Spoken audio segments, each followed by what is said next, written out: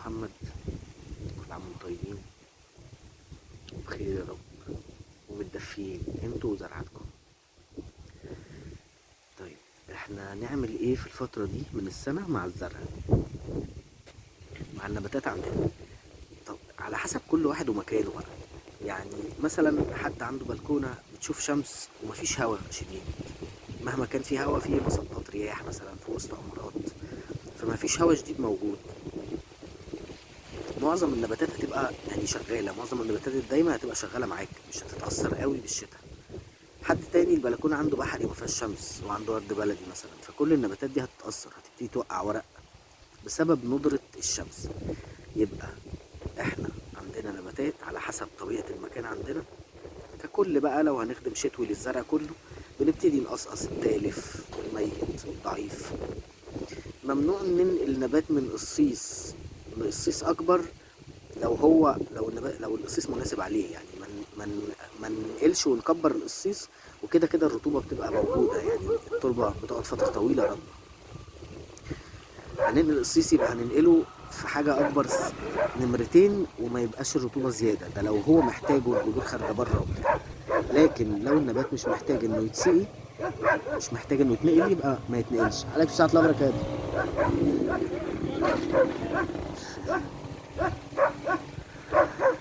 اللهم صل على سيدنا محمد.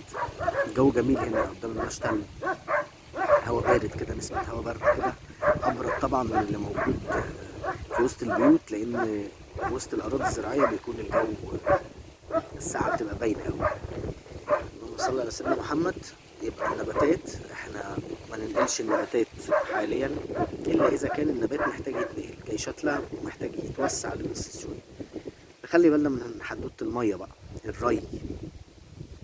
مفيش حاجة اسمها اسقي كل يومين، كل ثلاثة، كل أربعة، كل خمسة.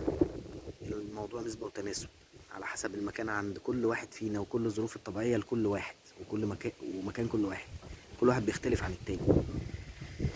أنا عندي أماكن هنا في المشتل الشمس شايفاها، بما إن المكان أوبن أريا فالشمس موجودة فيها على طول، تنشف التربة فبتتسقي، وأماكن تانية لأ. يبقى أنا هنظم الري ازاي؟ بنقلب وش التربة على عمق 3 سم 5 سم على حسب حجم القصيص، وببتدي اشوف الرطوبة، هل التربة رطبة قوي او لا. ما ننخدعش، لان في الشتاء بتبان التربة بالشكل اللي من بره كده انها رطبة، لكن بتبقى في الاساس بتبقى ناشفة. يبقى هننظم الري ازاي؟ نقلب وش التربة ونشوف التربة رطبة او لا، ونبتدي ننظم الري.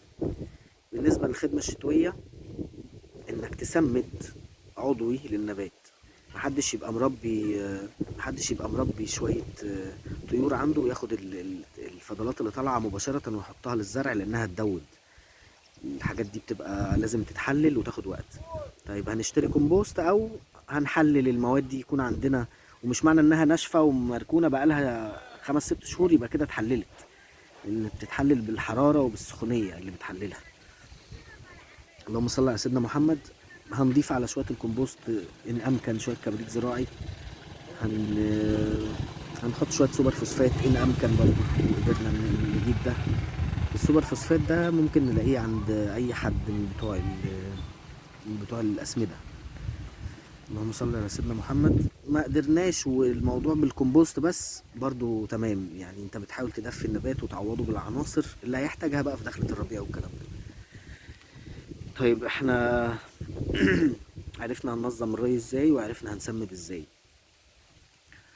طيب اللهم صل على سيدنا محمد. برضو هنرش مبيد فطري مرتين في الشهر خلال فصل الشتاء، ومرة حشري إن أمكن. يعني المبيد الفطري علشان خاطر الفطريات بتنشط في الشتاء في البرد، سواء بقى البياض الدقيقي أو البياض الزغبي، بس في الغالب معظم الإصابات بتبقى بياض دقيقي. فاحنا إن قدرنا نرش رشتين البياض الدقيقي مرتين في الشهر، قدرنا نرش الكبريت الميكروني، هو بيكون وقائي اكتر الكبريت الميكروني، قدرنا نرشه مرتين برضو تمام. يبقى كده المكافحة والري والتسميد. توزيع اماكن الزرع في المكان مهم جدا، انك تجيب نباتات محتاجة الشمس وترصها في المكان. انت بتوزع النباتات اللي عندك على حسب احتياجها وحسب تواجد الشمس عندك في المكان. مش بتجيب الزرع وترصه كده عشوائي وخلاص. طبعا مع التقليم بقى، تقليم الناشف والتالف. ممنوع نقلم حاجات جائر دلوقتي، نباتات جائر خصوصا نباتات الزينة، لان تعتبر هي داخلة فترة سكون، فبلاش نقلم جائر. لما بنقص بنقصقص بس فروع كده، والتقليم الجائر ده هيبقى في دخلة الربيع ان شاء الله. يعني شوية معلومات كده ممكن تكون مهمة لكتير من المبتدئين او حتى المحترفين. واللي عنده اي استفسار برضو المتابعة معانا على الجروب بتاع المتابعة، اللي هو ازرع بلكونتك سطح بيتك بيت العيلة. يسعد مساكم، وكل عام وانتم طيبين يا رب، ودايما بالخير، وكل العالم اجمع بخير يا رب. السلام عليكم ورحمة الله وبركاته.